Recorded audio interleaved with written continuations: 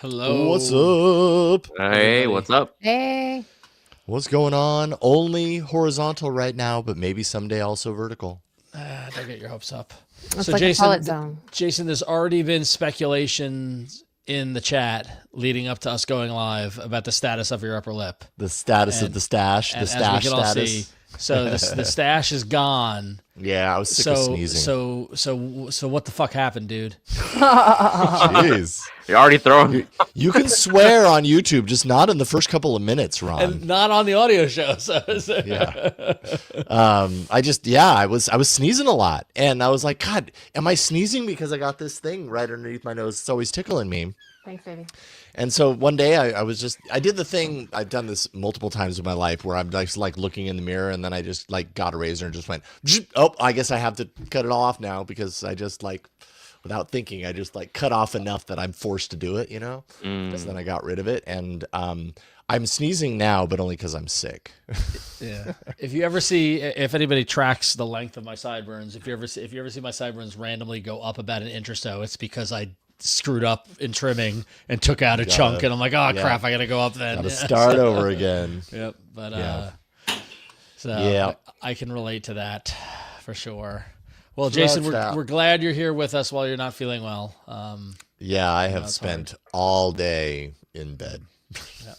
But today's an important day to be on. We've got some hardware to show off, so we're going to do that at the top of the show. So here's a question. And I'll bounce. Did you literally spend today in bed? Yeah, pretty much. Because wow. I can't remember the last time when I was sick where I actually just like stayed in. I guess when I had mono, I stayed in bed.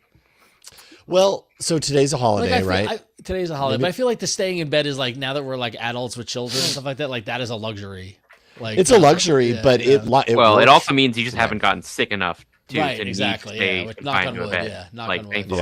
Yeah. I mean, when I've gotten COVID, Yeah. I mean, there's two of us. My wife understands; she gets it. When I got COVID, I'm locked away in the bedroom, and she's doing all the stuff. And same if she gets COVID.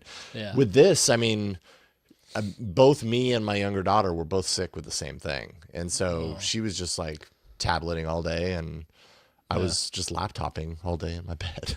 Yeah. So, Fired off and a my whole other bunch daughter, of she was emails. like, "Get me the hell away from here." So she's been, she went to the Veterans Day parade. She went to a movie. She's like, "No way." Yeah. And good for her. Oh. Well, yeah, as we were saying before that we started the show, those in the audience remember for the past 3 weeks I've been sick. And today was literally the first day I stepped out of the shower. I'm like, oh, I can breathe again. I'm not sniffling. This is great. It's finally over. And you gave it right over to Jason. So, all right. All right. Well, we're going to speed up on the show because Jason is going to drop off after we do his thing. But real quickly, we always forget to remind everyone on the live stream, those of you watching on Twitch and on YouTube, you can suggest episode titles. If you go to af.showbot.tv, as the show goes, you can type in your suggestion for episode titles. Cousin of Ja and Willie and Clinton and so many our usual suspects are always so great at it. But we want more voices in the episode titles. It's fun at the end of the show when we pick the episode title. So the more the merrier. So get in there. Go to af.showbot.tv and help us pick a show title. So if this is your first time watching the live stream, those of you who are out there, get involved. We don't talk about it during the show because it's confusing to those of the audio listeners. Totally. So just a reminder. So.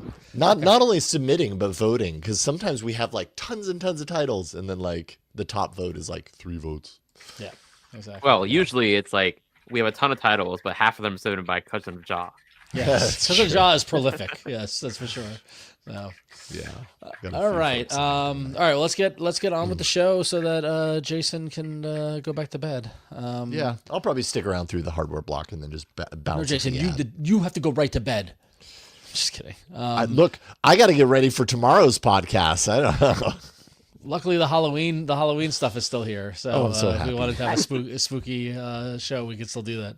I would love it though if Jason, you literally just vaulted over your setup and just into bed. Just that would. I mean, my bed is literally right Yeah, there. so that's why I said that. I was just like, that would be perfect, actually. I wish it was that easy, but no. Even when I'm sick, I've got to crawl underneath this table. It's very neat that StreamYard made Halloween stuff available, but now that's November 11th, and it's just like it's cluttering the UI. Yeah. Like there's like Can 9 you remove it? background here. I guess we can delete it. Everyone We in can delete StreamYard it. went on vacation right after Halloween. Yeah, That's I why. know. It's just yeah. I think what happened is they said, here's a Halloween pack that you can add to your profile, and then when you add it, then you have to delete Right. it. So I we see. just have to delete it. I can delete it. There you go. I Yeah. just deleted it. Okay, I got it. Yeah. We can got it. delete Okay. those Who has the assets. time? I know. Seriously. Anyway. Thanks for all the work, Thanks, StreamYard. StreamYard. Anyway. Meanwhile, StreamYard does so many amazing things. I was gonna for say us. it's totally like the magic Yes. of like what they let us do. Yeah. So Totally. okay, cool. All right, Win, are you cool with doing all the intros and everything? Yes. Or- All right, excellent. All right, so I'm driving the bus. So goodbye, Jason, and goodbye, Mishaal. And I'm going to try to remember what I do. I turn off my camera, and you can still hear me, right? Win? Yes, I can. All right, cool. All right, I'm going to cover you up, and I'm going to turn off looping. All right, let's do a show. Here we go.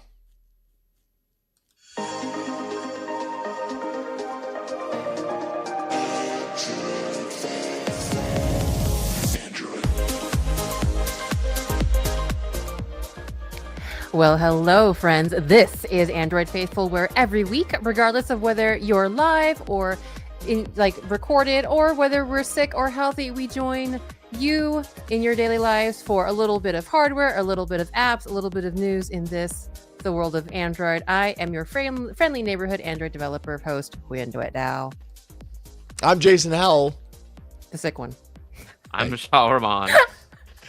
And I'm Ron Richards, and we're keeping everybody on their toes this week. Yes, I know. I was like, wait a minute, what's the order going to be? I guess we just wait for our picture to suddenly appear. Watching the Oh my video. Oh, I noticed goodness. Win also threw in the correct order for this week's show. You mentioned hardware first. Yep. I did. I did say hardware. I don't know if I Yeah. got the rest of it right. Right though. Was it apps and then I think news? you No, I said- did news and apps. No, wait a minute. I mean, you're that's good. correct, isn't it? Hardware, yeah, I news, think and apps. Hardware, Hardware news, and news apps. and Yeah, apps. that's yeah. Okay. The special week. We're mixing it up this week because Mr. Jason Howell, in addition to being mustacheless, for those of you Yes. keeping score at That home, lasted a long time. audio listeners, Jason has a clean upper lip. But as you can hear, my sickness of the past couple weeks went across the internet and connected to Jason, and now Jason is not feeling well. So. Okay, so tell me, do I sound sick? If Yes. you You do. You've got it. You've got a Yeah. Kathleen Not as Turner bad as sexy you thought it voice would be. thing going on. Okay, Oh yeah, all right, right. Kathleen Turner.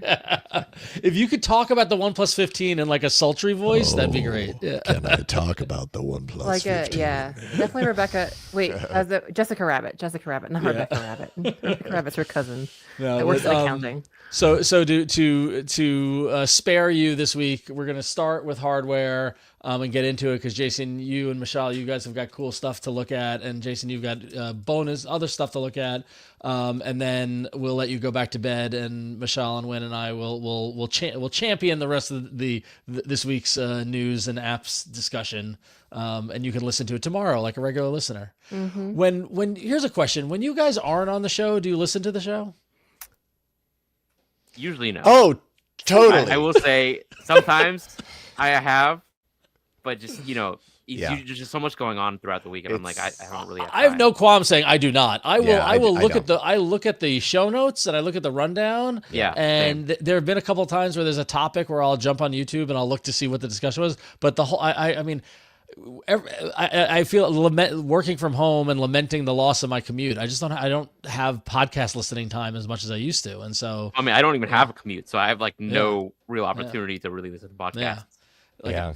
I do listen regularly just because I'm trying to minimize my my verbal tics, and see what stupid beep boop I say every week. So sometimes I'll listen just to try to improve my podcasting skills. Good for Doesn't always you. work, Yeah, but it's kind of.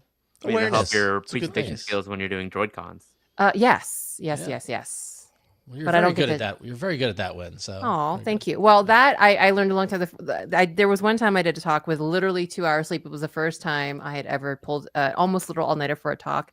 And a friend of the show and my very good friend Chuki Chan was in the front, and I was completely myself at 2 hours of sleep. And actually, everyone really enjoyed it. And Chuki was there to laugh very openly and enthusiastically at all the weird jokes I made. So I was like, you know what? This is my thing. This is how Win gives talks, just off the cuff, not polished at all, and it seems to have worked. Yeah, But when you lean into it and you say, this is my thing, then people don't question you. no, So and in you fact, do that, and then you question it the whole time for people, and they're like, "Oh yeah." no. Was that talk recorded? Because I feel like if I was running Yeah. on 2 hours of sleep and I had done a presentation, I would not remember any of it, and It I would have was- to actually actively go back and listen. Like, did I really say all of that? I think it was recorded, but it might be down now because unfortunately the conference I gave that talk at no longer exists. But Rip. yes, I did watch it a couple times. Like, you know what, that was okay. Like that was all right. And like, you know, I have one friend laughing, and sure, she's my friend, so she's kind of biased to laughing towards my jokes. But hey, you know what, I'll take it. So anyway, that's why you got me as I am now, snorting into the microphone. Oh God. Anyway. All right, so why don't we get into it? We'll get into the hardware first, as promised. Because Speaking of snorting into the microphone, because it is a big week. It is OnePlus's turn at the stage this week, as the OnePlus 15 has been introduced to the world. Correct? Well, partially introduced to the world because I mean we have like most of the specifications of the device. Like we have a launch page with a lot of the details, but officially the device is launching in North America in 2 days from now. I guess at least for most people tomorrow when you're listening to this podcast. But yeah, there's basically very little we have left to uncover about this device because it already launched in China. So like the specifications broadly are already publicly available. But you know, we don't know whether or not all the specifications they announced in China will be available in the North American version of the device. But and I feel like we've been looking at photos of it for weeks now, right? Oh yeah. Like if you're Yeah, confused, if totally. you have no idea what it looks like, then you know, there right there because it's already something you can readily look up online.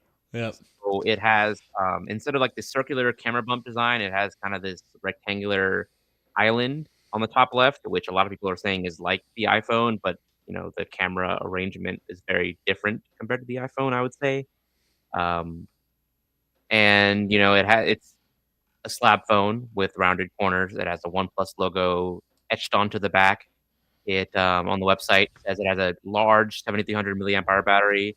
OnePlus is also touting that it has an IP68 as well as IP69 and IP69K water resistance, and it's powered by the Snapdragon 8 Elite Gen 5. It has a silky smooth 165 hertz display, and it runs the latest version of Oxygen OS 16, which is based on Android 16. And it is also, I believe, the first OnePlus phone in North America to include the Plus key, which opens this Plus Mind interface. It has a triple rear camera setup comprised of 50 megapixel cameras, pretty slim bezels, and you know a lot of different other features.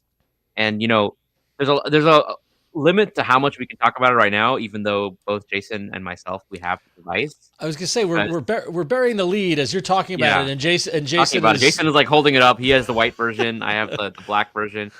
Unfortunately, there's a very limited amount we can talk about this device because officially only 2 embargoes are lifted: the camera embargo, which allows us to post photos from the device, and the unboxing embargo, which allows us to basically show off the device, like the front and the back of the device. But we can't talk about our experiences using the device, you know, what we think of the performance, what we think of the battery.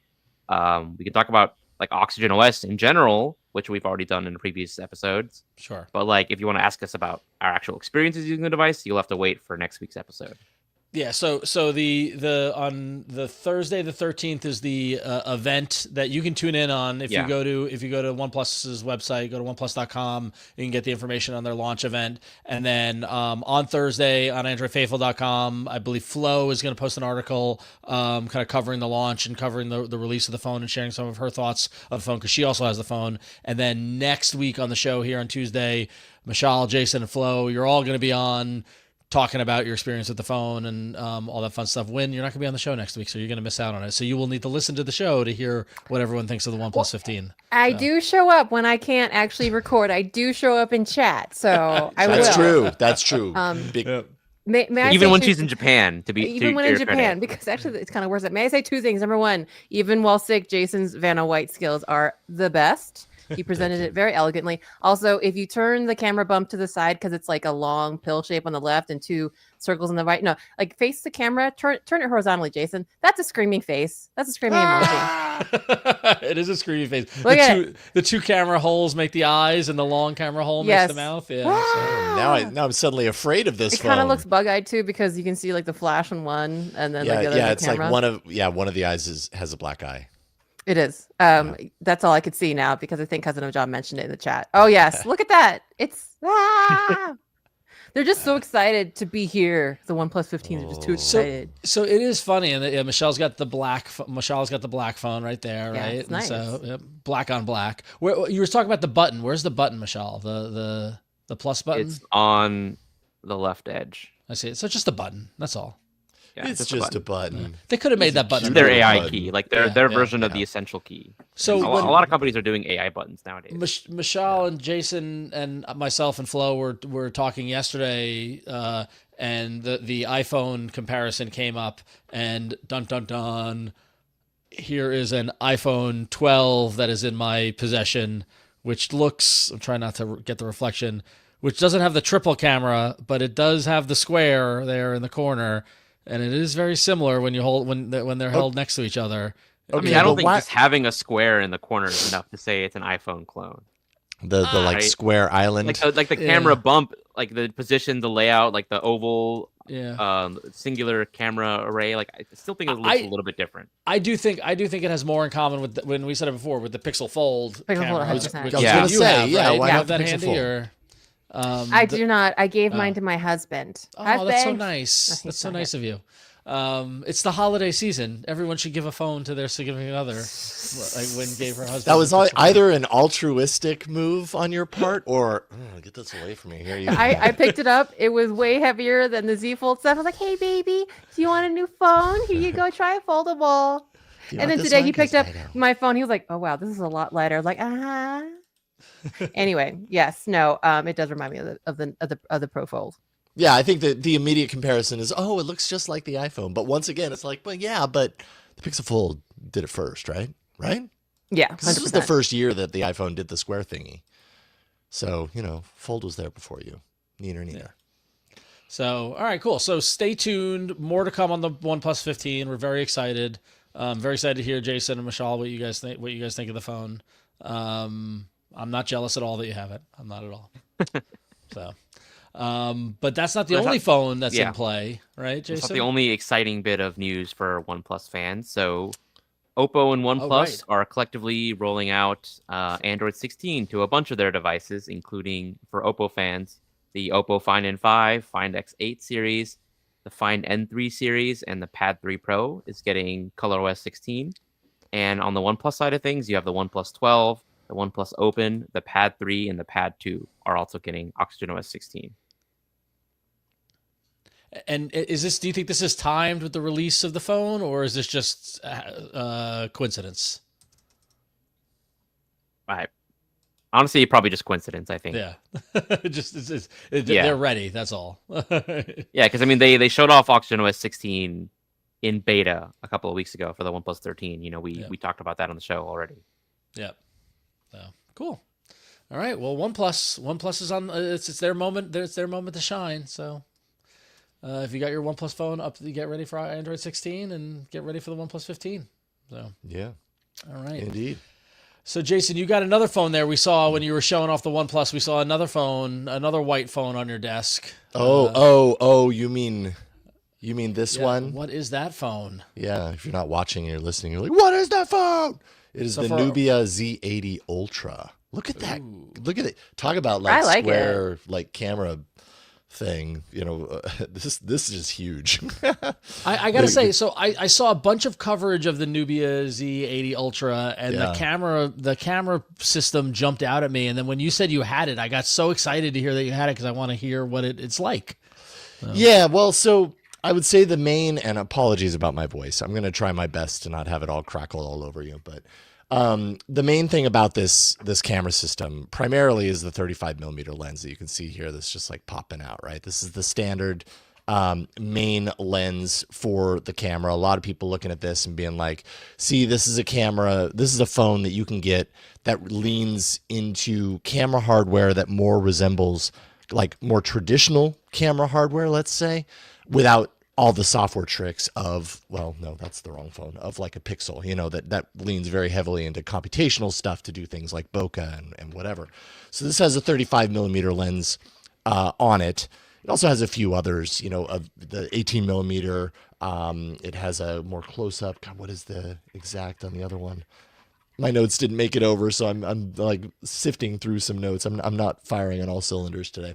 Anyways, it's got three camera system on the back, and I think many people have been, you know, really excited about what having this 35 millimeter lens on this camera phone does from a usage perspective. And I actually wrote on the Android Faithful side, I did kind of a side-by-side comparison of the Pixel 10 Pro and the Nubia Z80 Ultra to kind of see how different shots do side by side, because a lot of the shots that you see with camera tests, you know, are done in really ideal situations and scenarios. And it was a insanely bright sunny day when I put these to the test, and you can kind of see, if you're watching the video version, the Nubia is on the left, the Pixel on the right. And I would say one of the kind of ongoing things that I notice about the Nubia is that it over brightens a lot. Like, and I don't know if that just means as a user, you have to get more used to going in there and making manual adjustments. But I really did a lot of this on True Auto on both phones to just kind of like see what they are out of the box. And so you can see the Nubia kind of overly brightens compared to the Pixel, which is a little bit more toned down, a little bit more baseline by comparison. And then, let's see here. I'll just call out a few of these. We've got my dog Bronson. One of the things that you'll notice with the 35 millimeter lens is that it crops closer. It's just, it's like the other images from the Pixel 10 Pro, you got more of a wider scope. 35 millimeter, a lot of people are calling it like a street camera quality. It crops closer, but you end up with better bokeh in a lot of situations, better separation of your foreground and your background. I think this image, you know, definitely shows a lot of detail in the background and everything, and good solid reproduction of my dog Bronson. But, you know, again, it's doing a little bit of that extra brightening, kind of cranking it up a little bit. And in some cases, it ended up not looking too pleasing to my eye. And we're not going to go through all of these, but let's do this one, and then I can talk in general. This one is, and I feel so bad about my voice. I'm so sorry, you guys. It's like nails on a chalkboard to me. But this is me inside my studio shooting out of the window and kind of capturing interior and exterior. And while the Pixel did really great shooting outside, I think the Nubia did a much better job shooting the inside, kind of the interior contrasting elements. The curtain looks really smooth and detailed, and everything just looks very, I don't know, noticeable on the Nubia. It really looks It's funny because I recently got a re-release of an album of a band that I like, and they had one of those like booklets that went with it, and it was full of like photos from like 25 years ago that were clearly, you know, camera taken photos that were scanned in, and pictures look different 25, 30 years ago that were taken with point and shoot cameras and disposable cameras and stuff like that. And looking at the picture on the left with the Nubia, where you're taking the inside outside, it reminds me of those photos more than the photo on the right, which makes me realize exactly what the 100% digital full camera system that our smartphones are doing, and the difference between that classic film look that we had 20 years ago. Yeah. 20 plus years ago. So I don't know. It's interesting. And you know, like, and even the, you know, when I noticed in the live chat, you were talking about the retro feel of the Nubia phone's camera system. Yeah. It feels like, not a gimmicky, but like, it feels like a retro in, you know, harken back to an older approach to camera photography than what we've been used to with smartphones. Well, and even with a 35 millimeter, and this is apples to oranges, but coincidentally, I was in Google Photos today. I was looking at some video of my niece that I shot with my real camera that I uploaded to Google Photos. And I mean, it's insane what a quote unquote real camera does like a full camera, like the quality. I mean, like phone cameras are now are amazing. Obviously people shoot movies with them, but there is something very special about a physical camera. And even like the 35 millimeter, that street camera aspect of it. And we kind of touched on this a little bit last week. It feels like in a lot of ways, the way that candy bar phones are, and the way that camera systems have kind of, in a sense, converged. They have their own little special flavors and their own particular ways of like color grading and like the way the brightness or the blues come out. Yeah, color science is distinctive, but it seems like we have all gotten used to camera photos the way phone cameras and the way that those shoot and the way the photography works. Yeah. So the fact that this is different actually kind of gets me. Like, I loved how bright that outside to inside looking out photo was, Jason, how bright it was and how vibrant. I know it might look washed out, and I just wonder whether that's just an interesting side effect of phone cameras kind of influence how we take pictures. Yeah, and totally. that this might be like the other way around. That's and why it feels and what a little we retro. deem as normal. Yeah. Over time, getting used to a certain aesthetic, and then you see the other, and you're like, well, maybe that's a better representation. We're just not used to seeing it that way. It reminds me early in the early Android days when there was those special camera apps, Jason, you remember, that had pre-Instagram, that had filters and things like that. Where we're like, they could do this. And then like Instagram came out. I remember I used to like I would take a picture and go to Instagram and use the X Pro 2 filter. Yes. And and all the time, because I wanted it to look like an old kind of photo. Yes. And now, Totally. and it wouldn't even think of it, but it's funny how it does that. Jason, going back to earlier, so I pulled up the specs on the Nubia, and it's got the rear camera is a 50 megapixel main camera, 35 millimeter, as you mentioned. Right. It's also got a 50 megapixel ultra wide. Yep. A 64 megapixel telephoto.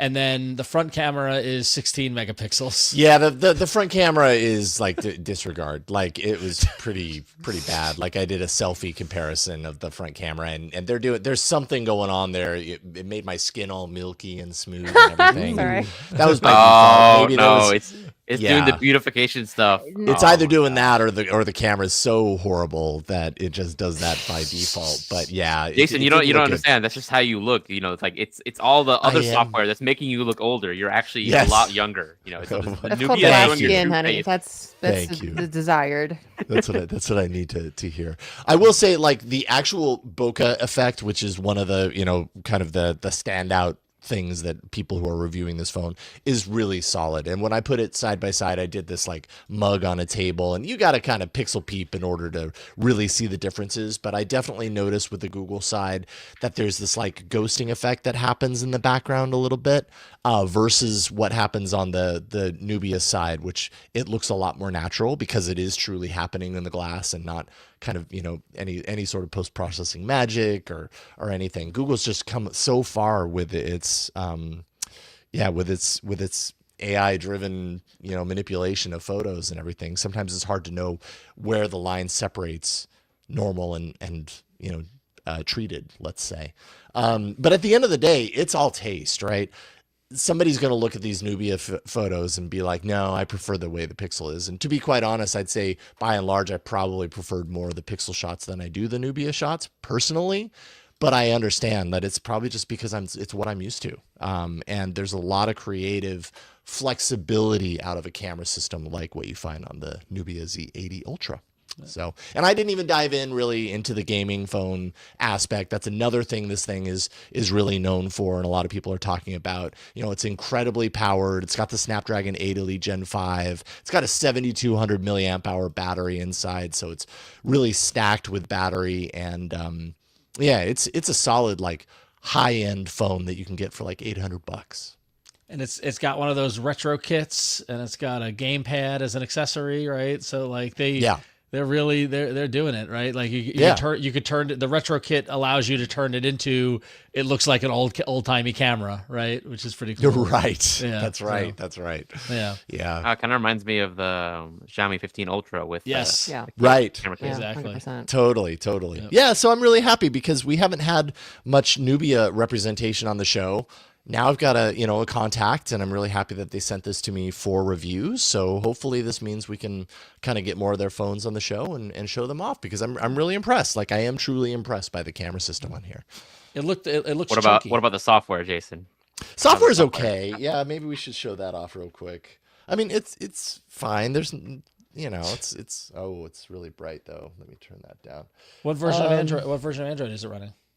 I think It's got to be 16. Yeah, I'm Yeah. pretty positive it's 16. I didn't check it before showtime, but yeah, I mean, it's pretty standard stuff. You got the background blur, everything looks pretty kind of dialed into what you might expect. It's Okay. I don't know.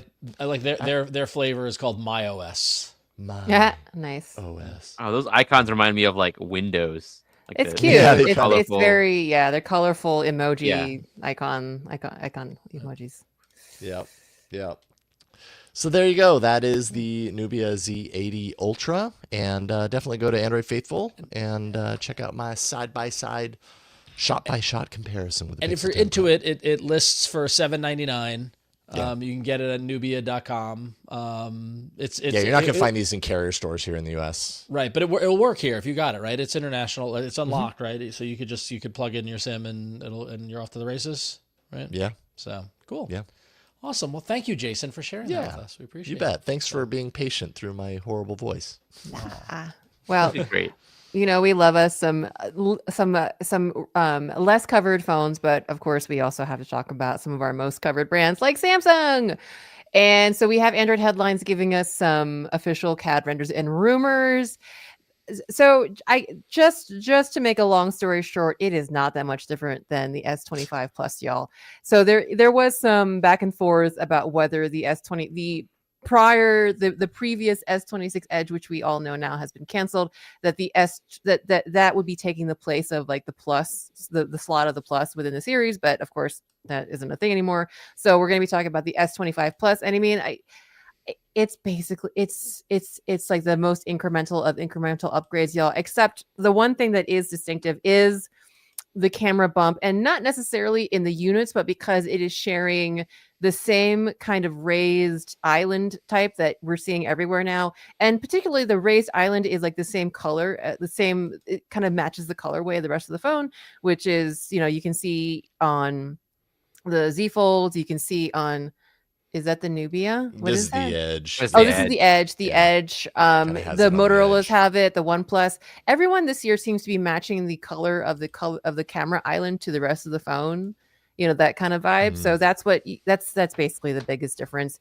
The new S26 Plus rumored specs show it to be slightly slimmer and slightly thicker, but man, y'all, a lot of it is the same.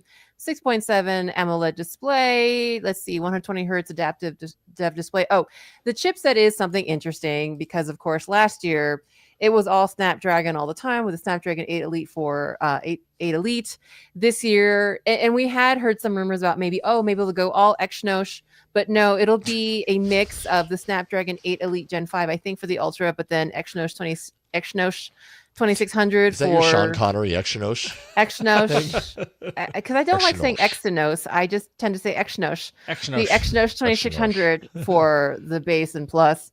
You might get more RAM. So these are all rumors, but it's possible that there might be a 16 gigabyte version of the S26 Plus, whereas last year we just had a 12 gigabyte version, but we're still looking at 512 gigabytes of storage. Let's see, cameras are about the same, 50 megapixel main, 12 megapixel ultra wide, maybe a bump in the telephoto from 10 megapixels to 12, maybe not. Selfies 12, batteries 4,900 milliamps, wired charging the same, 45 watts, wired 15 watts, Qi 2, wireless, samesies. Oh, of course the OS will be Android 16, but why would it be anything else? And everything else, same as says, including maybe the price, which starts at $999 USD expected. That's about it. Anything else to note is that while there were rumors that this S26 series would be delayed, but it's no longer delayed. So we're looking at a January launch, mid-February market availability timeline. There were some concerns about delays because of quote hardware verification period being extended, possibly some production stuff, but yes, no, you will get it on time as usual. I will note that one of the minute changes that in all respect to, was it Ice Universe? Is that their handle? Is it Ice Universe? Yep. Ice Universe mentioned on X is that, and I'm sorry, just quote, in regards to the front camera, the Universe Ice on X says, quote, this will be the quote biggest hole ever used on any Ultra model in regards to the front facing camera on the Ultra. And I'm sorry, I'm 12 years old. I thought that was funny. Other than that, though, I'm sorry. Other than that, though, if you already have an S25 Plus or S25 series or S25 Plus in particular, you probably will be fine. Waiting a year. Going to their post on X about the front camera hole, there's also an image with the render that compares the S25 to the S26 Ultra, and the camera hole does indeed look very large. I mean, come on, very. It looks significantly larger. Yeah. I mean, I don't know. Like, I'm glad.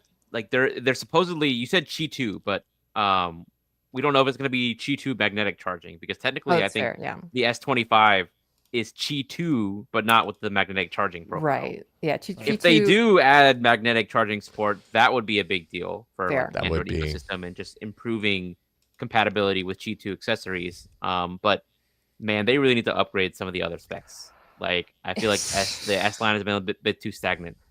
Like, we're getting these Chinese phones. We're getting the OnePlus, the Nubia with over 77,000 milliamp hour batteries. Mm-hmm. Meanwhile, Samsung is like below 5,000 still. Mm-hmm. Hey, but I won't say it. Some things are bigger. Some things are bigger. Hi. My grandfather used to say. My grandfather used to say, "I say it, but I don't say it." I should. Okay, noted. I'll say it. Okay, I should. What is it again? I say it, but I don't say it. I say it, but I don't say it. There you go. Okay. Well, again, a very attractive phone. I kind of hope that if you were on the video stream, you saw like an orange colorway. I really do hope there were some nice colors. But other than that, and as Mishaal noted, it's a really good point. Is it Qi 2 ready or Qi 2 compatible? That is the one that's kind of like sort of support. Is it Qi 2 No, I mean ready? the S25 is Qi 2 ready.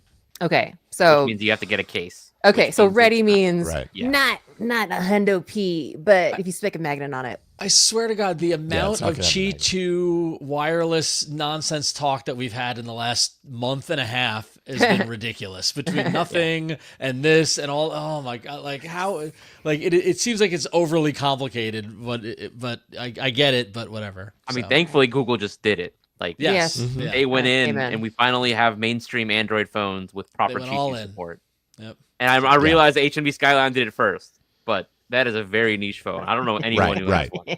Google doing it almost assures that we're going to see it in other phones in the next. It sets it as a reference point, right? Yes, for other 100%. manufacturers. Yeah. So, all right, cool. Well, thank you, Huyen, for the update on the Samsung Galaxy S26. Again, another topic I feel like we've talked about every week for the past 3 weeks. The Galaxy S26, but we'll settle down and it's going to roll out in February, right? So we'll just continue talking about it for the next 2 months. Awesome.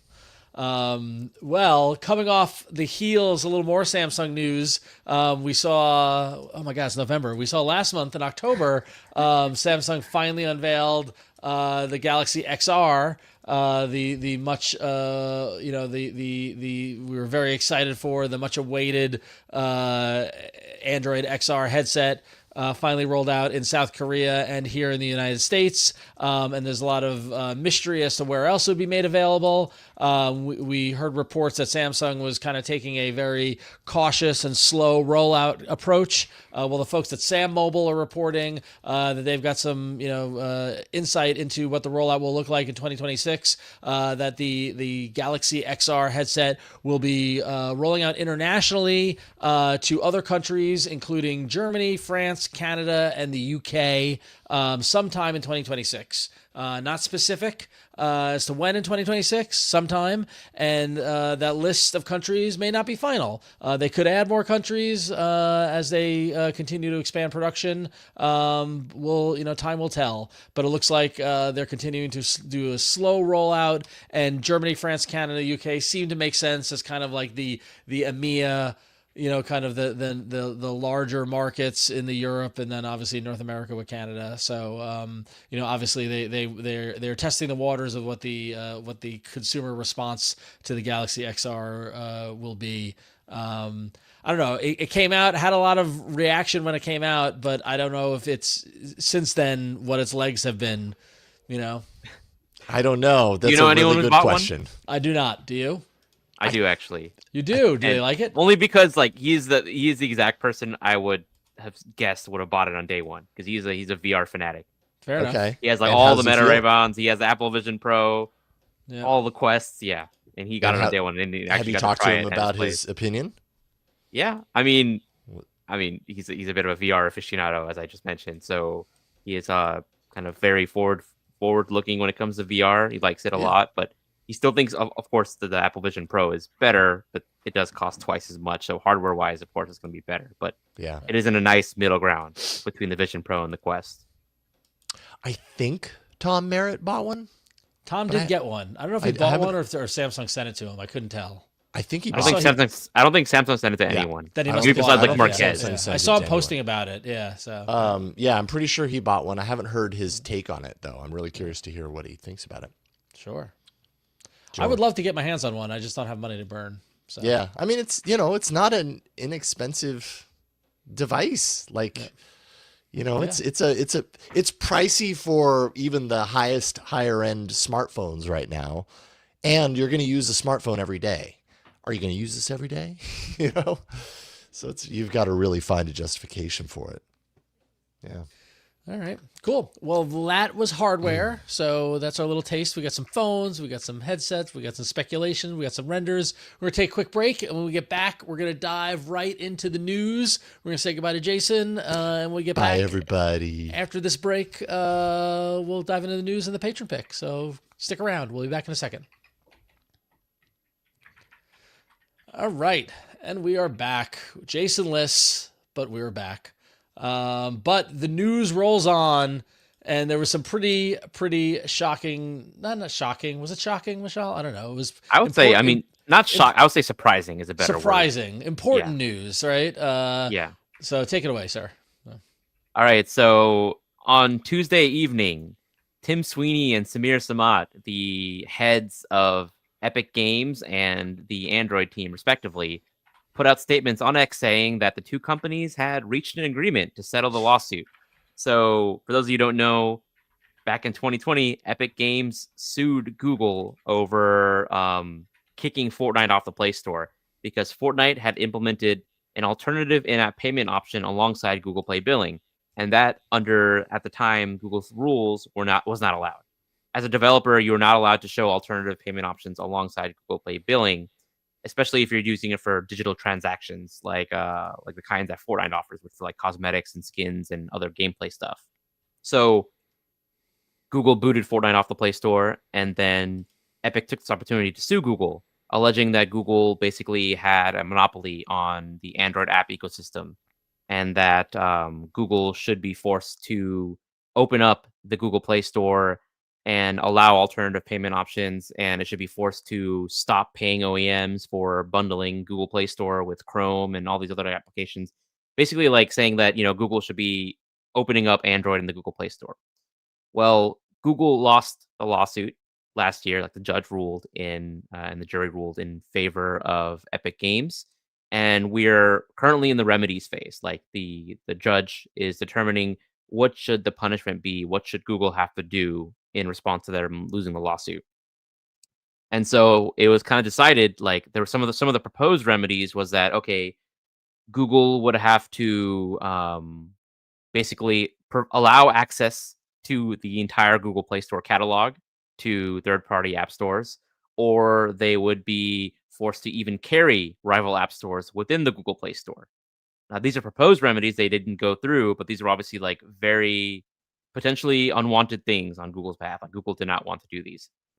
It seems that quietly behind the scenes, Google and Epic have been working on a settlement to basically resolve this lawsuit, saying like basically these are the two parties. We want these changes to be made, and if these changes are made, we are satisfied. Like this will resolve the lawsuit.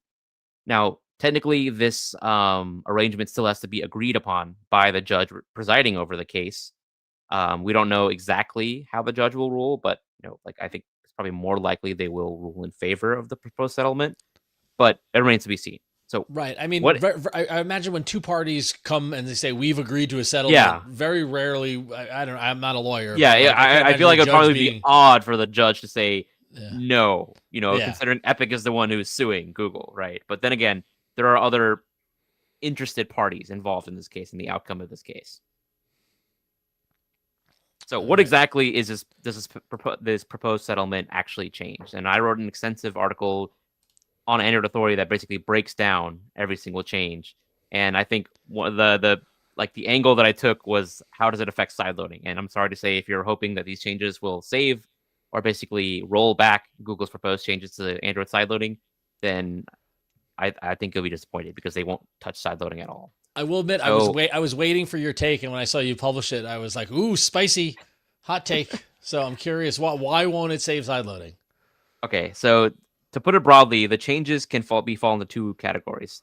The first set of changes focus on basically making third-party app stores be on equal footing with the Google Play Store, and the second set of changes basically make it so that app developers have more freedom of choice in where they want to publish their applications. So in order to make third-party app stores on equal footing with the Google Play Store, Google is doing a number of things. They are proposing a change to the Android operating system to add support for what is called registered app stores. Now, these are certified app stores that Google will run through a certification process. They will impose reasonable certification requirements, such as reviewing the app store itself and requiring a payment of a reasonable fee that covers the operational costs associated with actually analyzing that app store. And once an app store has been certified, then users will be able to install it from the developer's website with a single click. You'll be able to click a button and it'll install that app store, and then that app store will be granted permission to install other applications. So this would be a huge improvement over the current status quo, where if you try to install the Epic Game Store, for example, on your Android phone, you go to the Epic Game Store website, click on the button, downloads the APK, click on the APK button. It says, do you want to grant permission to Chrome to install other applications? It goes to the Android permissions page. You click on the button to grant permission to Chrome. Then you read this dialogue. It says, oh, warning, installing applications this way may lead to dangerous results. Do you want to grant permission to Chrome to do this? You click OK. Then you're given another prompt to install Epic Game Store. You click OK. Then you open the Epic Game Store. Then you click to download an app. And then you download that app. Then you have to go to enter permission again to grant Epic Game Store permission to install applications. Then you have to read that dialogue again before you can install an app. So, like, for a power user, it's just a bunch of tap, tap, tap, okay, accept. But for like a regular user, that's a lot of steps to go through to install applications from a third-party app store. So this new registered app store process will basically make it so, okay, in a single click, you install and grant permission to the Epic Game Store to install other applications. And that's it. Like, it'll significantly cut down on how difficult it is to install apps from alternative app stores. So that is the biggest change that Google is proposing to make to the Android operating system.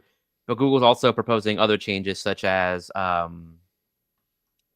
Google will no longer pay OEMs to stop them from pre-installing third-party app stores, and they'll no longer prevent OEMs from choosing where to put third-party app stores on the home screen. Because like right now, Google basically says you're not allowed to pre-install third-party app stores, and you're only allowed to put the Google Play Store on the home screen.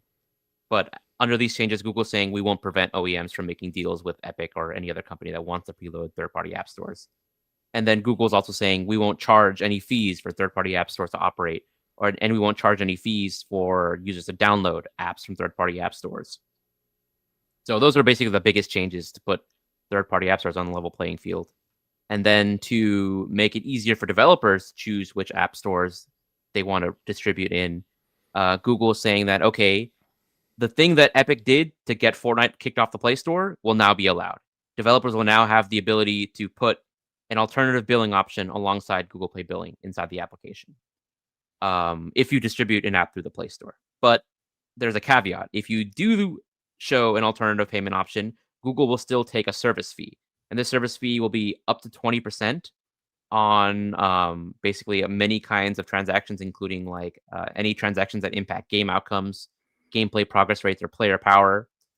And it also includes a 20% fee for any transactions that occur on external websites. So like if you're a developer and you put a button that leads a user to complete a payment on their website, Android will track that you clicked on that link, and then Google will require 20% of that transaction fee to be sent back to Google, or up to 20%. The exact fee has been determined, but Google can demand up to 20%. So, your actual savings as a developer, if you distribute through the Google Play Store, will be not that much, considering, they only take 15% up to the first $1 million in revenue and 30% afterwards, versus now if you implement an alternative, you have an up to 20% service fee through Google, plus the additional 3% maybe through a credit card provider that you'd be implementing and using for your alternative option. But if you're distributing outside of the Google Play Store entirely, then of course this service fee won't apply, because you're not mandated to abide by Google's rules in this case. And to make it easier for developers to implement these changes, Google is also saying we will no longer prohibit developers from communicating with users. We will no longer discriminate against users who choose to implement alternative payment options, and we won't make any requirements for how developers want to show these alternative options. And yeah, that's basically the gist of the broad categories of changes that Google is committing to make if this settlement is accepted by the judge. So yeah, there's a lot of changes that Google's proposing. Ultimately, I think these changes heavily favor more established third-party app providers like Epic rather than like indie app stores like F-Droid. And I don't think they really benefit developers who distribute their apps primarily on the Google Play Store that much, but they will give developers more options in the future. Like if an alternative app store like Epic Games really kicks off, then developers will have more freedom of choice in where they want to launch their application in the first place. And as we've seen with the Epic Game Store model on PC, like because they offer a lower cut for developers, and they take less money from developers, they kind of like funding a lot of applications to go live on PC than otherwise might not have gone live. So maybe we could see the same thing happen on Android. Maybe some developers who previously wouldn't even consider bringing their games to Android will now do so because Epic is footing the bill, essentially. Fascinating. So it's like, so ultimately, is this good for the world? I mean, like it's good in that Google and Epic and like big multi-billion-dollar companies found a way to play together nicely, but it seems like folks like F-Droid are still out in the cold. Right, because this is not going to impact the developer verification stuff at all. Like, right. Google is still free to do that. Epic has, like, Tim Sweeney already came out and said, yeah, I'm totally okay with this happening, right? Yeah. It's like, it's not hurting Epic to have these developer verification requirements, because they'll happily become a verified developer. It's no burden on them, right? They have no reason to be anonymous. They're right. freaking Epic Games, right? Right. So yeah, it doesn't really impact them. But independent developers who want to remain anonymous, there's still going to be those developer verification requirements to contend with next year. Yeah. So, Wynn, as the developer, what's your point of view on this? What's your take? I mean, I agree with Mishaal in scope. So my perspective is I'm an Android developer. I've always traditionally liked the independent, bootstrappy, and more, a freer version of Android. But I have worked at places like Atlassian, Adobe, and I work at Netflix now. So I've worked at companies where this settlement is good for them. Like they're places that have subscriptions. Again, just speaking of myself, not for any of my former companies, they're companies that have their own ecosystem of products that maybe have their own subscription model, and they have wanted for years to be able to even just tell people, hey, you can buy our stuff on our website. We couldn't even do that. Yeah. And so, yes, from that perspective, this is a good thing. And I confirm what Mishaal said that apart from other maybe even like mid to small developers, but who are in a realm such as gaming, where I'd argue is quite a different beast than regular app development. Like it benefits you as a game developer to be in a certain kind of store where you can be around other games and be kind of like, you can be like be discovered through in those mechanisms and in like the setting of like game of gamers, a little bit of different animal. So yes, and also so for those mid to small developers, this does benefit them in that they will get more. They will be able to be in the stores that they want to be. That being said, I 100% agree that for many regular app developers, not game developers, it doesn't really behoove them, or they're not in a situation where they benefit from being in a non-Google Play store. It's really just easier to go buy Google Play because most of it's done for you. It's like the easiest, like it's like the path with least friction. And not to say that they don't care, but it just makes the most sense. So, and then again, I also agree that, my feelings personally as a developer is that this is a good fight to paper over the restrictiveness of needing developer identification. And again, companies like Epic, big companies that really, really wanted the flexibility of having their own app store, I would guess at the very least are neutral to positive on developer identification, and independent developers that value their anonymity and their privacy and their independence are left out in the cold. So I agree. And it just confirms kind of like my varied experience in the realm. Not to say there's anything bad about, big companies wanting the freedom. They should have it as well. But in regards to the issues that we worry about, like sideloading and anonymity, no, this isn't a benefit. I don't say it's necessarily a negative, but it's just a good way of like being like, hey, look, we did a thing. We did a good thing. Yep. Ignore the rest of it. Real quickly before we move on, I mean, this is a heavy topic and there's a lot going on, but our live stream viewers are watching, and actually Cousin of Ja in the chat, Mishaal had a question saying, what if hypothetically F-Droid became a registered third-party app? Because they compile the apps themselves, would they only need to become a registered dev too, and then everything would be as it was? So the issue with that is, yes, they could do that, but the problem is they don't want to do that because that goes against their philosophy of how they distribute apps. Right. Because that would basically be F-Droid taking over as the primary, developer of the application. They would own the package name and the majority rights to that application.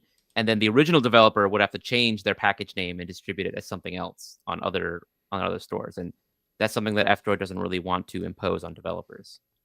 Got it. Interesting. All right, so we'll see how it all plays out. So next step is judges got to accept it, and then they've got to implement. Like there's the implementation. So like all the stuff Google's done is going to get undone. Like the stuff that was the deadline in October. Like are they going to undo all that? Or right? We joked about that. Right? I mean, like if the judge accepts it, that's it. Like the case is done. Yeah. But if they rejects it, then we're back to square one because then they have to implement whatever the judges and whatever they come up with. So yeah, we'll see. Time is a flat circle, y'all. Time is a flat circle indeed. All right, well, stay tuned. The ongoing drama of Google and Epic may be coming to a close. I doubt it, though. We'll see how it goes. So I don't expect. I expect there to be more twists and turns in this story before the book. Someone's gonna write a great book about this, by the way, too. So. All right. Well, in additional news, not nearly as dramatic, but today, in fact, on November 11th, the day that we're recording, Google dropped the latest Pixel drop for Google Pixel owners. The November drop brought a bunch of features that we've heard some rumblings of. I mean, Mishaal, I know you and your coworkers over at Android Authority were already teasing some of this stuff, but it's nice to see it finally roll out officially. Over at AndroidFaithful.com, Florence Ion did a quick write-up of all the stuff available in the Pixel drop. You can go over and read it there. And specifically some of the, kind of the big things to note are the Gemini-powered, Nano Banana-powered photo remix in Messages that allows you to edit images that come to you in Google Messages within the app and remix them, which is kind of neat. And then as well as being able to make personalized edits in Google Photos for Android users as well as users in iOS, which is interesting. Notification summaries, which is going to be available for users of the Pixel 9 and up, except for the Pixel 9a. Poor Pixel 9a. But basically give you a summary of a conversation that's actively coming in over Google Messages, giving you a notification summary of what that conversation is. And then we see the emergence of themes with the release. Though you Wicked heads, get excited because you can theme your phone around the movie Wicked, or Wicked for Good, which is the next movie that's coming up, which is going to be available for download until January 31st, 2026, and allows you to theme your phone either in Wicked or as one of the two main characters. I can't stand the movie, so I'm not going to talk more about it. But yeah, so lots more stuff in there. You can go to Google's keyword blog and get all the details on the Pixel drop. There's the remix, there's the Wicked theme packs, notification summaries. There are more alerts about scams and chat messages, which is always good. More tools to prioritize your VIPs. They're really leaning into those VIPs. The personal edits in Google Photos, as we mentioned. Mishaal, we talked about this last week, right? The power saving mode in Google Maps. We talked about it last week or 2 weeks ago. I forget. Yeah, we did. Yeah, the video game mode in Google Maps. Although this is exclusive to the Pixel 10 series, unfortunately. Right. Yeah. So nice to see that the drops keep coming from Google. So thank you, Google. And there was one more feature they teased is coming next month. A feature that'll organize and silence your less important notifications. Oh, that's pretty good. So yeah. So stuff to look forward to. Alrighty. And is that all the news? No, it's not, is it, Wayne? No, it's not, because it's time for our patron pick. So every week on Monday, we post 3 stories. Some of them from us, some of them suggested by our patrons, and we allow our patrons to vote upon them to decide which one of these stories we talk about on the main show. But if you're not for the other 2 stories, for they are covered by us, but in our patron only after hours. And of course, along with our patron pick, we have a hero image to go with our patron pick poll, and we ask those to be submitted by our viewers. They can be AI generated or they could be hand drawn. This week we have a bug droid, or 3 bug droids rather, by Craig Potts, and this was created with Nano Banana on a Pixel 9. And is this just getting the party? Actually, I'm kind of getting K-pop Demon Hunters vague vibes from this. Yeah, this is just like an Android party going, like a rave or something. I don't know what's going on. They got 3 bug droids on stage and a bunch of humans in the crowd holding their phones up, taking pictures. It's pretty wild. So I'm telling you, it's like K-pop Demon Hunters. They're all holding Android phones up. Yeah, exactly. Hopefully, yeah. All with the same wallpaper, which is interesting. Also, if you noticed, and Mishaal, we've often talked offline about Gemini, Imagen, Nano Bananas, all the stuff, the advancements they've done. Do you see the person in the crowd with the Google logo on their T-shirt? Oh yeah, in the lower right-hand corner of this image. Like I saw that, I was like, "Whoa, that's wild!" Like, why just randomly drop that in this image? But yeah, there it is. So, pretty cool. So thank you, Craig, for sending that in. Yeah, thank you so much, Craig. All right, so to the stories. Again, we had 3, and we had our patrons vote on them. So the least winningest story was about, is it Ulefone? Ulefone. Ron is so disappointed right now. I'm trying to get Ulefone coverage on the show, man, but you guys aren't taking the bait. All right, so you know how much we love our lesser known but still wonderful brands like Ulefone, whose new tablets will bring dual LED power for work, camping, and emergencies. That only had 7% of the votes. So we ain't talking about it right now. We will talk about it in after hours. Neither will be talking about something I'm actually really excited about, and that is IKEA. Yes, the Swedish furniture and home goods store has new lights, sensors, and remotes that work with Google Home through Matter, and they're super cheap. But we can't. That's it. That's all you're getting right now with only 39% of the vote. So with 54% of the vote, what we are going to be talking about is how one YouTuber finally put to rest whether fast charging hurts batteries. And they did this with, so the headline, so I want to clear some things up. So the headline to this is an epic 2-year 40 phone test. I want to clarify that the actual main test was 6 months with about 20 phones, maybe 20 or less phones, but this YouTube channel called HTX Studio tried for 2 years to get these tests to work, and their first 2 tests did not work out well for various reasons. I don't want to, I say that just to be very, very clear about the scope of the test. But I do think that HTX Studio did a very admirable job about setting up a test. So they did several tests basically to compare fast charging versus slow charging. They did it with both a set of Android phones as well as a set of iPhones, and they even had a control phone for each group so all this manipulation, they could have a control for the test basically. All right, so this went for 6 months with a total of 500 cycles, and so given all that, they found that in regards to 120 watt charging on Android phones, we'll talk about Android phones because it's the Android Faithful show, that 120 watt charging only showed an average of 0.3% difference in battery health compared to 18 watt charging by the end of this 500 cycle test.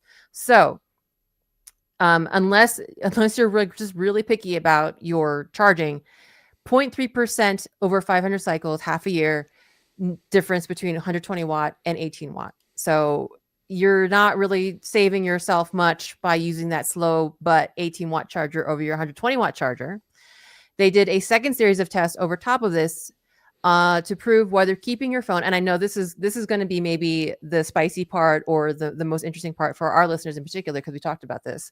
So they wanted to prove whether or not keeping your phone between 30% and 80% could improve battery health over time. So again, 6-month test, about 20 phones between iPhone and iOS. So the results showed a 2.5 difference in battery health between phones that were regularly charged to 100% and drained to 0% battery compared with phones kept in the 30 to 80% range, giving the latter the edge. That's still 2.5% over 6 months. So the conclusion that HTX Studio and a lot of folks came to was like, use your phone however the F you want. It doesn't really matter. I would say that there's some nuances because, again, I want to point out the study is over 6 months. And I think especially for our listeners, a lot of you I know keep your phones for a lot longer. So yes, if you are someone who's changing your phones every 2 years, probably also, yes, heck, use your phone the way you want. But that, if you are planning to keep your phone for a long time, this might matter. And they did do some more, let's say, like quantitative like studies of like, how does performance handle? How does throttling work when your battery's degraded? Some of the other things that they kind of talked about in the video, which I do really, really recommend. They are very specific, and good about showing their method and what they did in terms of like the only test. 8-minute video too. It's an 8-minute video. It's really great. So battery life degradation they found is noticeable around 85%. When the battery health gets down to 85%, and they figured, I think their reasoning is that 80%, when your battery health gets down to 80%, it's a good time to change the battery. And again, I would say that's a really great observation, but also that yes, a lot of especially our users probably are, or listeners rather, are users. Sorry, dev life. A lot of us still have phones that can't change the battery. So yes, I think definitely if you're changing your phone a lot, this is not going to matter. Use the phone however you want. But if you are planning to keep your phone for a long time, it might behoove you to be a little more careful, at least with the 30 to 80% charging over the fast, slow charging doesn't even make a difference. And that if you are someone like a gamer who likes to play your Genshin Impact or just do high performance things, that throttling will happen faster with a degraded battery. It's not like instantaneous, but again, if you're planning to keep your phone for a long time and want to do high performance stuff, that is a thing. And there's, but yeah, that's the results of the study. So thoughts. I like how the net of it is just, I like how the net of it is like, charge however you want. Like, yeah, just like ultimately it's just yes, but also there's a lot of nuance and there's a lot of subtlety and there's a lot of percentage changes, but ultimately charge it however you want, because the lifespan of your phone, you probably won't see the effects of it because you're going to change your phone before you start. To your point, you're going to, you're going to see, you're not going to see, you're probably going to get a new phone before you see detrimental effects to the battery. Mm-hmm. Unless you're someone who's keeping your phone for an extended period, and right, but that, I feel that's probably a smaller percentage of people these days. Fair. Yeah, so I think the one surprising thing that I took from this whole experiment is let's assume that his results are accurate, valid, and they his conclusion is correct. that, fast charging doesn't really significantly negatively impact the longevity of your phone's battery.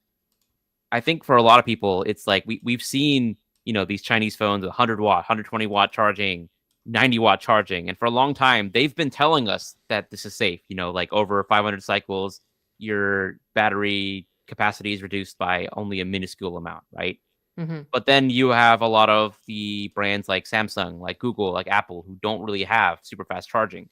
And then you kind of have this dichotomy of people saying, why are these companies not doing it? Is there something like actually negative about fast charging? Like, are they lying to us over there? Because obviously they're the ones who are making the phone. Maybe they're lying to us. Then maybe they're not telling us the whole truth. Mm-hmm. So I think there's a lot of people who are like, okay, I don't really believe you guys about fast charging. And I think fast charging does actually significantly impact, the longevity of the battery. And then you have this guy, an independent YouTuber, who comes out with like a lot of this testing, and maybe it's only 6 months of testing. It's not like 2 years, 3 years, not Mm-hmm. with hundreds of phones, but still like a pretty significant data set and some really scientific testing being done, showing that maybe fast charging really is safe. Maybe it is something that you should be doing. And I think that kind of really surprised a lot of people, because it basically says then why isn't everyone doing fast charging if these really are the results we were seeing? There was a related video that he mentioned about the thought of whether it's bad to use your phone actively while charging, and I think the conclusions were similar. Use it how you want, but the biggest warning that HTX Studio gave in that regard is that your phone gets hot when you charge. So I Yeah. almost wonder whether there's something about liability of people using a hot phone, or something like that maybe also is into it. Like, I don't know. I've given myself a burn on my back from lying on my phone when I fell asleep on it, you guys, overnight. Sorry, is my shame. But barring that ridiculous situation, maybe, I don't know, maybe I almost wonder sometimes if it's these kind of edge cases that they don't want to do it, or maybe there's something about like just not wanting to, they wanted to invest in different parts of the phone. That's a really good question though. Why doesn't everyone do it? Yeah. It's wild. I don't know. I have a wireless charger on my nightstand that I've been throwing my Pixel 10 on overnight, and I just let it, I run the battery down through the day. Like right now I'm at 34%, and I'll just throw it on the wireless charger and let it charge to 100% and then go through the next day. But I know there's a lot of, this belief that wireless charging isn't healthy in the long term for your phone. And, maybe I should switch to the plug overnight. And also, like, I noticed that with the Pixel, like if I have an alarm on my clock, then it will do the adaptive charging. But if you don't have an alarm, it doesn't do the adaptive charging. It will just charge you 100% and hold, right? So it's like there's a lot of nuance even within the operating system on to help you manage your battery, and you've got to know what to do and how to do it or not, So it's confusing for the average user, I think. So Yeah. So I mean, I would, yeah. But we've built a society of, it goes back 15 years now with Verizon with their New Every Two program or whatever it is, where like people get new phones a lot. And I think part of it is to avoid questions about the battery life, and so I think that's still like the number one reason people say they upgrade their phones. Like, my phone's battery is bad. Yeah, exactly. That's very fair. So. But yeah, the point is, charge your phone how you want, whether that's conservatively or whether that's just with reckless abandon with the 120-watt charger. Do what's good for you. That no one should tell you how you use your dang phone, which is, I think, a good message to leave off on. And we do want to take some time to thank our lovely patrons who make this show and little side tangents and also deep discussions about battery life and importance possible. We want to thank Ingrid Holiday and also Trav from A Cartridge and A Quest podcast. So we want to take a time to kind of promote them, because of course we love podcasting. That's why. Those guys, Cartridge and Quest guys, are awesome, and they're big fans of the show. They've written it a couple of times. I owe them an email. But yeah, so we thank them for their support. Check out their podcast, A Cartridge and a Quest. Great retro gaming, good stuff. A lot of fun retro stuff if you're into that. They're on YouTube, they're on Spotify, so check them out. And we thank Trav for their support. So they're for 80. They're specifically said they're for 80s babies. So definitely, I guess, more Ron and my age group. But if you like NES gaming, retro gaming, and they say they also, because they're both dads, they talk about kind of like reflecting on both their nerderiness and how kind of like and relating it to just being dads and being responsible adults, and, Yeah. and how all that shapes their kind of parenthood. So that all sounds delightful to you. Please go check them out. Cartridgeandquest.com. Also, they're also on YouTube. Trav, thank you so much for supporting the show. And yeah, if you just feel like they're right, this feels like a perfect demographic for Really Cartridge is, and yeah. Quest, honestly. There's good overlap between the two, and I'm glad that Yeah. they're fans Thank of you. us. We are fans of them. So yeah, so good. Yeah. Keep up the good work, guys. Thank you for your support. So, all right. Sweet. And of course, everybody can go to patreon.com/AndroidFaithful, and that's where you could support us and get a shout out. And stay tuned at the end of the show where we're going to do the after hours, right? We're going to talk about more fun stuff. And we will do that at you can listen to that in your feed if you're a patron after the show. All right, we're gonna take a quick pause, and when we come back, we're gonna talk more about apps, and we got an email from a listener. So stay tuned. We'll be right back. See, and we're back. It was that happened very quickly. There was a time on the show, Mishaal, before you were on the show, when I even think before you were on the show, back in the old All About Android days, when I was obsessed with launchers. It was like Jason and I and Gina, I think it was in the Gina era, where we would just look at launchers nonstop.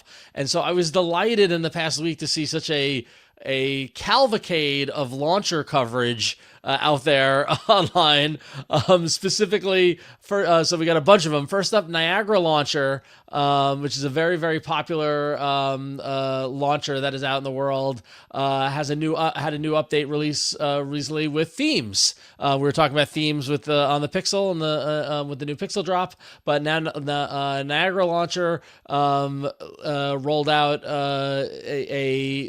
as they referred to it, an artistic update that allows you to, get a little bit of a more creative touch to the look and feel of Niagra launcher if you choose to use it. They're kind of a more on the minimalist side of things, and it's gotten some pretty positive reviews. If you're a Niagra launcher user, you've probably gotten the update. We'd love to hear what you think of it, but it gives it a little more stylistic change. So very cool to see Niagra doing that. We talked about last week the fact that Nova Launcher we thought was dead, but rolled out an app update, and then they rolled out a second app update.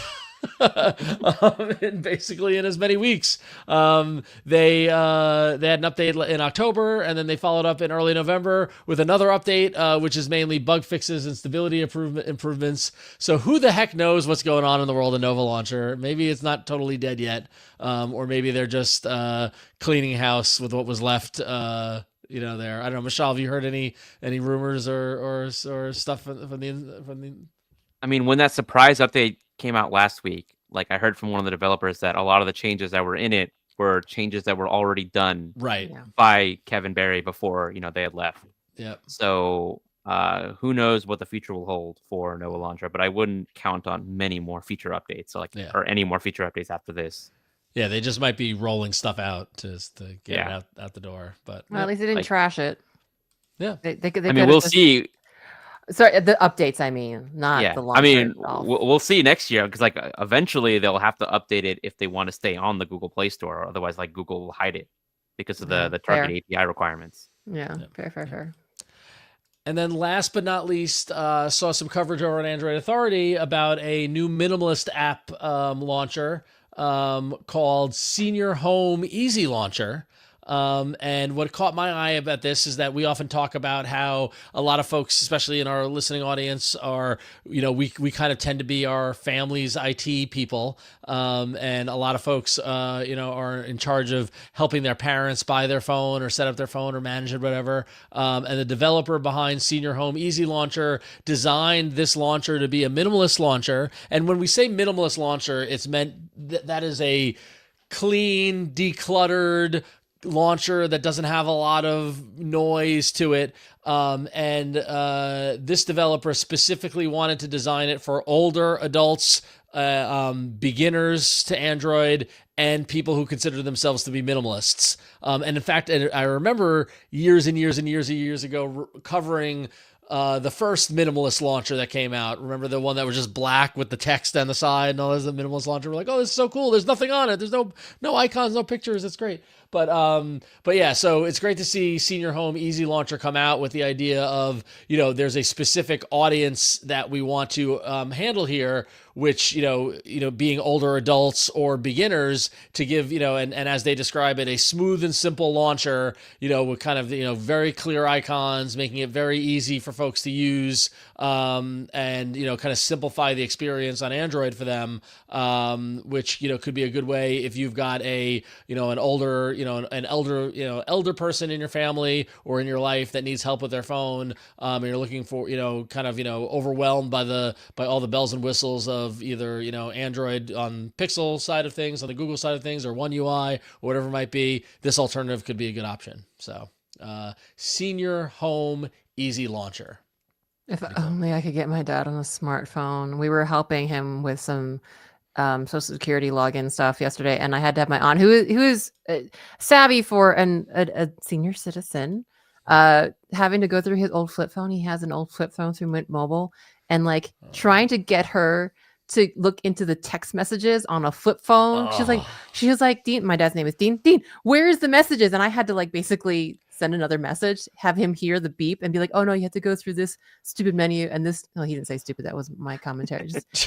So anyway, I really, really freaking want to get him on a flip, like a flip phone. So it's familiar, but something like this. I'm going to try it. I'm going to try it. It's so challenging to be the family IT. Like my sister's on a Pixel 7 or 8, and she called me the other day and frantic. She's like, I'm leaving in 20 minutes I'm going out.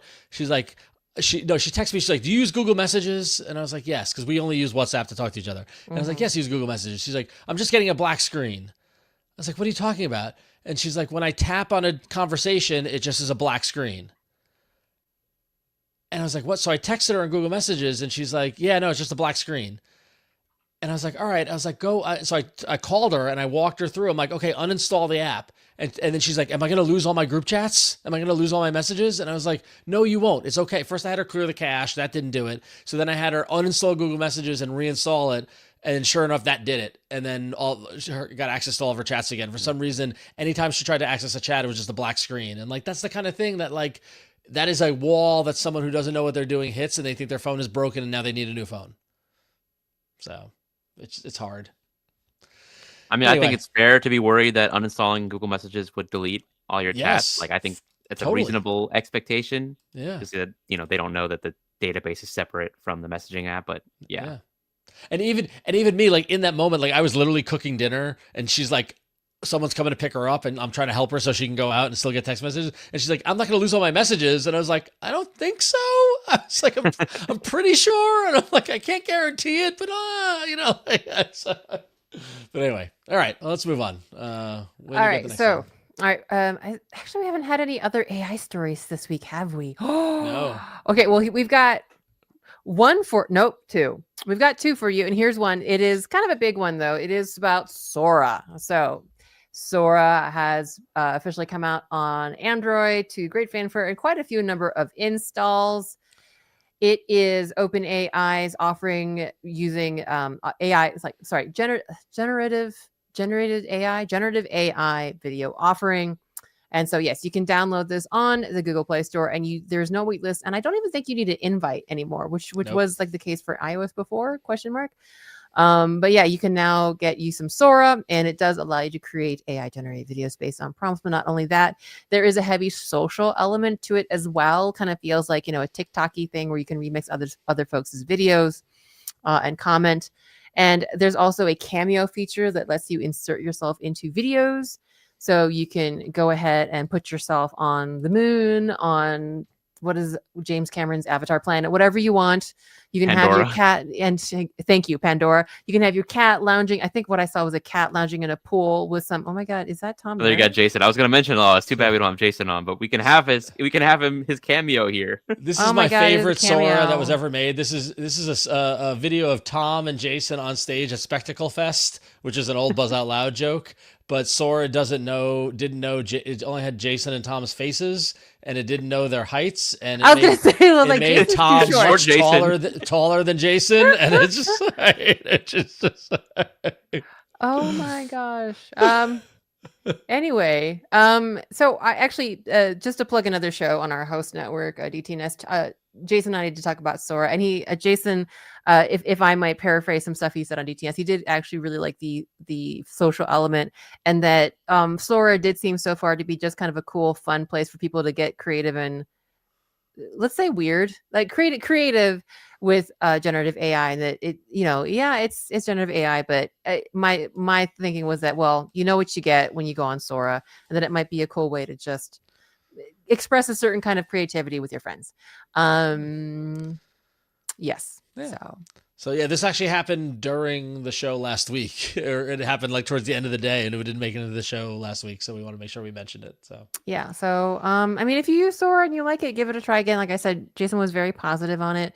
I know, of course, we need to insert like thoughts about AI slop and where this is all going, and of course, copyright, and but if we can be in a space for a second where we maybe accept that AI generated video is here to stay, it sounds like Sora is perhaps doing better and providing at least for our Jason Howell a fun experience. So there you go. My friends in entertainment in LA are horrified.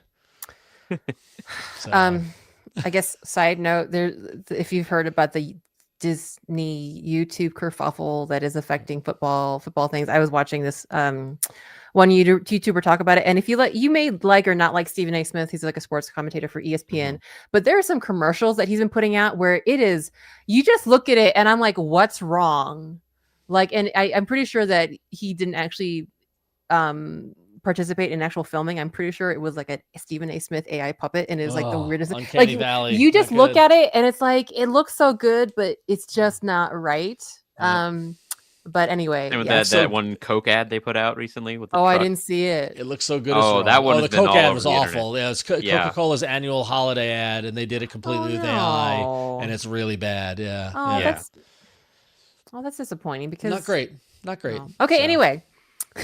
Anyway, all right, Mishaal. We got a couple more less controversial uses of AI, and what I think most people will agree will be much more useful, is Gemini and Google Maps. So for a long time, the voice search experience in Google Maps has basically just been a voice text box. You just say where you want to go, and it'll try to find it on Google Maps. But now you have a full AI assistant in Google Maps, and you can do much more useful things. Like you can basically ask in natural language to say, is there a budget-friendly restaurant with vegan options along my route? Something within a couple of miles. And then what's parking like there? And then basically you can chain together a lot of these natural queries, and it'll have Gemini go through Google Maps and actually pull together useful information about, things that match your exact question. And you can even connect it to your other Google apps. So for example, if you, in the middle of driving, you remember that you forgot to add something to your calendar, you can ask it to just add something to your calendar and it'll do it. Or you can just ask it about a location, what kind of dishes are served there, for example, or if you're driving and you see an accident, you can tell it, oh, I see an accident here, or there's flooding ahead, or watch out for that slowdown. It'll automatically triage what you said and choose the right kind of incident report to make on Google Maps. And another useful addition coming to Google Maps is the ability to have the AI speak out relevant landmarks before your next turn. So, for example, instead of in 500 feet, turn right, Google Maps will say, oh, turn right after Thai CM restaurant. So, you'll have a specific visual landmark that you can use to determine when you have to turn right or left. Now, I'm actually pretty sure Google Maps does this already very occasionally. I have experience at telling me, oh, turn right after Starbucks, turn left after this Home Depot. But it's been very, very sporadic. So hopefully this will make it much more common to have this landmark-based navigation happen. And this is rolling out now on Android and iOS in the US. And another feature that is coming is Google Maps will now give you a heads up about proactive disruptions it'll proactively notify you about potential disruptions on the road. So even if you're not actively navigating, it'll tell you when there's an unexpected closure or a heavy traffic jam before you actually start navigating, so that you are aware of what the traffic is going to be like. And lastly, Google Lens within Gemini is Google Lens within Maps is now integrated with Gemini. So when you're using the Lens feature within Maps, you can now ask questions about like what you're pointing your camera at to Gemini. You can ask it anything you want. Which you should not do while you're driving. Which, yeah, I don't think you can do it while you're driving. Yeah, please don't. But you know what you can do while driving is use Android Auto and speak to Gemini that way, because Android Auto is rolling out support for Gemini. This is something that Google announced a couple of weeks ago, but it just suddenly started showing up for a lot of riders in the past week. So if you are using Android Auto and you notice Gemini, let us know and what you think of it, because in my experience, they'll probably be much more useful than Assistant, considering you can basically talk to it in a much more natural way, more conversational. But exactly what you're going to be doing with it is up to you. It's going to be up to every individual. So I'm curious to hear what you guys think of it. I got to check that out. I get in the car. I need an excuse to drive somewhere and see if I've got it or not. So yeah, cool. Awesome. All right. And that's it for app news. Yeah, that's it for apps, which is very cool. We're almost here at the end. We do have one email, which I'm going to share with you all. And this comes in from Matt Bat, who says, "Hey, Android faithful, the LG G4 might have been my longest use device." Side note, folks might remember last time Flo was on, she made a comment about the LG G4, and Matt says, "Flo made the comment, does anybody have an LG G4 that doesn't have a spicy pillow?" And I think that she forgot that the LG G4 was one of the last flagship-ish devices that had a removable battery and a removable back. I replaced the battery in this phone at least twice. I used it as my primary phone for a very long time. After it was done being my primary phone, after it had been replaced, it became the remote control for OBS using Touch Portal for about 2 years. It was only officially retired from active use about 6 months ago. To answer your question, the leather back is in fantastic shape, but that's because I keep a case on all my phones because I'm not insane. I feel like that's a dig at me. Anyway, Yes, it is. you know what else was awesome about the LG G4 besides the removable battery? It had a headphone jack and volume buttons on the back. This phone is so outdated now, I don't dare use it for anything actual, but it was a really good phone, and it did last a very, very long time. Love the show. Typing this on my Moto G Stylus 5G 2022, which is overdue for replacement, but still has a Courage port. Signed, Matt Bat. And he did include photos of his LG G4. For our audio listeners, he sent in a lovely picture of the LG, along with a picture of the leather back, along with the leather back removed, where you can see the removable battery. And we were talking about it earlier when we were talking about battery life and stuff like that. There was a point in time where you could swap out the battery on lots of phones, not just the LG phones. Mm-hmm. It was common. And not so much, unless it's the Fairphone.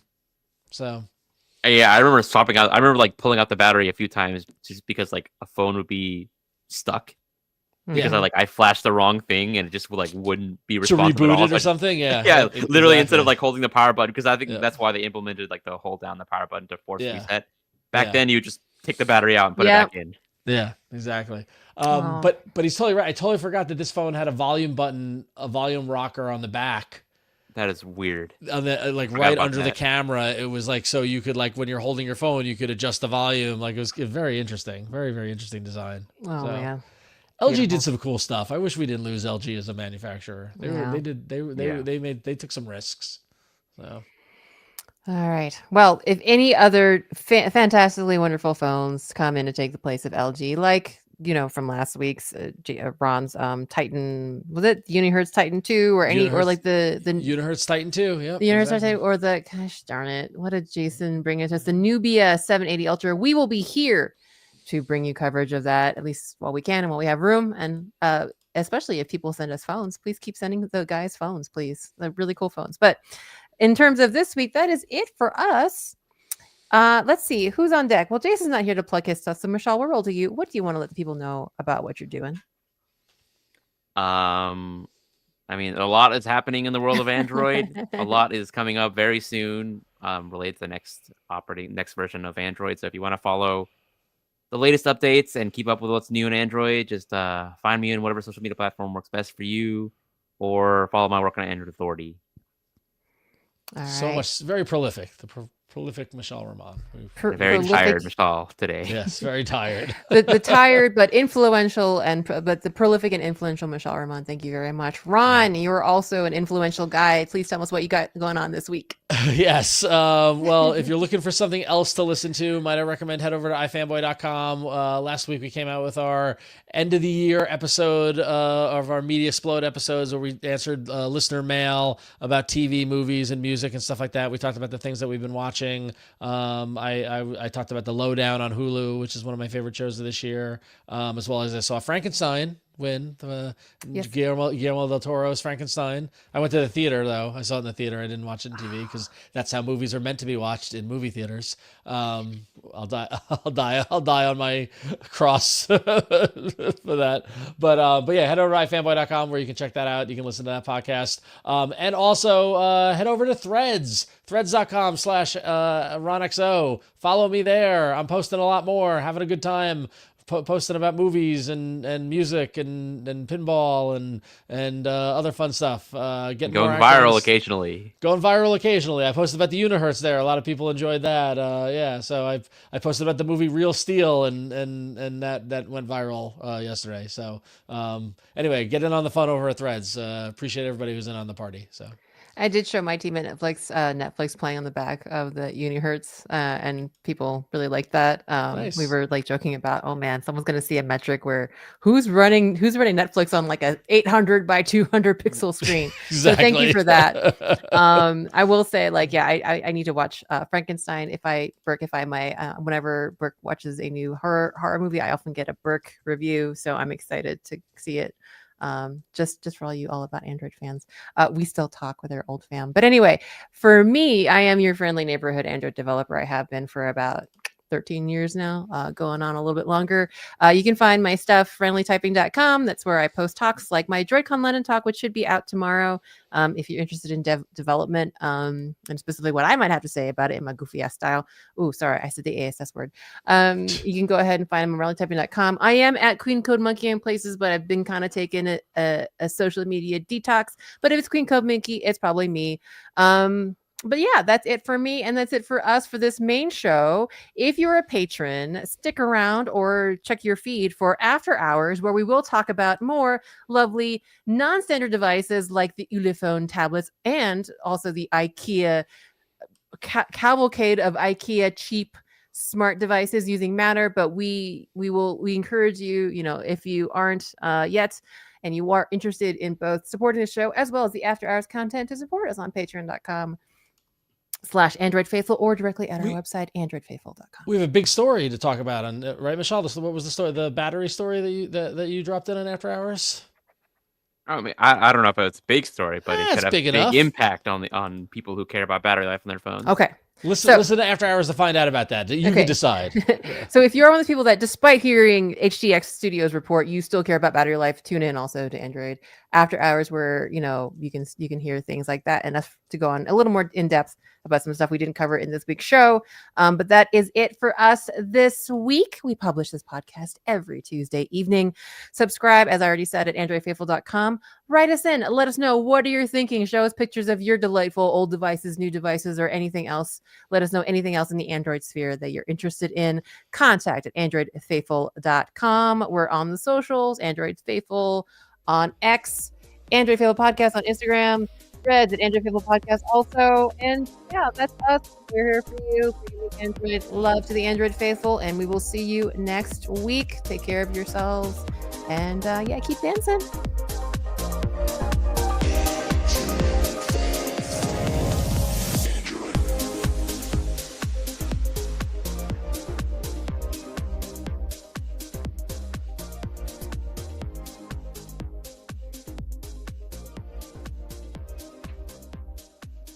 I love that, like, one of the first things you brought up, Ron, was, Jason had shaved his mustache. But, like, we didn't address the elephant in the room. In other words, the pinball machine in your room. I missed it. There's like a whole butt pinball machine back there. I gotta work. I gotta put it somewhere. I ran out of room. Yes, Like, there's a giant pinball Just machine behind casual, you. like, we oh, didn't I bring just it up put at it in all the the whole show. office. there's just a shark hovering over my Jaws? shoulder. That's Yeah, no, awesome. I know it's funny because they so I have 4 pinball machines in my garage. Which is right behind that wall actually, but then this is a modern, what we call a modern, is made last year actually, and I needed to do some testing on this type of machine, and one of my coworkers lives up in New Hampshire, and he came down to New York this weekend to play in a pinball tournament in the city, and he's like, oh hey, I'll bring Jaws with me if you want to take it. And so on Thursday, I drove into the city to meet him, and we slid the Jaws out of his Subaru into my Subaru, and I drove home and set it up this weekend. And it's funny because my son has also been begging to play the Jaws pinball machine. I don't know why. Aw. So it's kill 2 birds with 1 stone, so I could work on the machine and my son can play it. But there was nowhere else to put it because I was out of room in the garage. So I'm like, I'll just put it in the office. So there it is. Yeah, I always thought it was ridiculous for like LAN parties when people would transport their entire like PCs, their entire towers to go play with a friend. This is like another level, Ron. Like a whole pinball machine. Well, people do that. Like- I mean, people schlep, yeah. they fill up trucks and bring their pinball machines to shows and stuff like that. Like it's crazy. It's nuts. I'll tell you, they are not fun to move. They are very heavy. I cannot do it Not by myself. You surprised. cannot do it by yourself. I They're had to like huge and- too. It was funny is that I ended up meeting my friend in Queens at like 3:45 on a Thursday, which means that I had to drive back to Long Island at like 4:00. And if you're in the New York metro area, you know, what is normally a 45-minute drive took me almost 2 hours in traffic because now we're like, the pandemic is long over and Long Island traffic is back to what it once was. And so so I didn't get home till like after 6:00. It was dark and I didn't want to have the pinball machine sit in the car overnight. So I'd like find a friend to help me bring it into the house. And like, oh, it was a nightmare, but it's here and now I have it to work on it. So yeah. So anyway. Okay, title time. Yes. Oh, show titles. Hang on. Let's do it. All right. And despite my plea for other people to do show titles, it's Cousin of John dominates. Cousin of John, we love you, but it's Oh, so we've got front camera No. hole inflation, Samsung the stagnant series, that's pretty good. dead launch bounce, Oh goodness. the OnePlus 15 screaming camera, which I like, biggest hole ever. Oh, good. Chi ready, not a hundo P. Yeah. Google Play Store is now open, asterisk. A wicked themed pixel. A cavalcade of launchers. No mustache. Retro photo or blown out photo. And sneaky pinball. Nice. So, any of these jump out at you, either of you? Is it inappropriate for us to have the word hole in the title? Like, I is that feel like like biggest hole ever anti-SEO? might be a little. We might get the wrong traffic. A little too. It also doesn't really. It's not descriptive enough. No. A little too after hours there. I might know. be. I love it so much. Thank you so much for making my night. But I suppose to be responsible adult, we should not have the word hole, especially that phrase in our title. I like the screaming camera. I like the screaming camera too, as long as we can have it on the thumbnail. Like, I can do that. okay, yeah. not to make more work for you, but That's fine. Screaming camera. Mishaal, you good with that? Sure. All right, cool. All right, my friends. Well, we're gonna wrap up this show, and we're gonna do our after hours. You can catch that on the feed, and we'll be back next week. Well, Win won't be, but me and Mishaal will be back next week. So I'll miss you guys. we'll miss you. Maybe I'll log in if I'm not. Are you busy. traveling? Why aren't Yeah, you for doing work. that? So, but boo. hopefully, if I'm not busy, I'll log in. Okay. All right. Well, have a good night, everybody. Thank you all. Good night. Thanks for watching. Bye.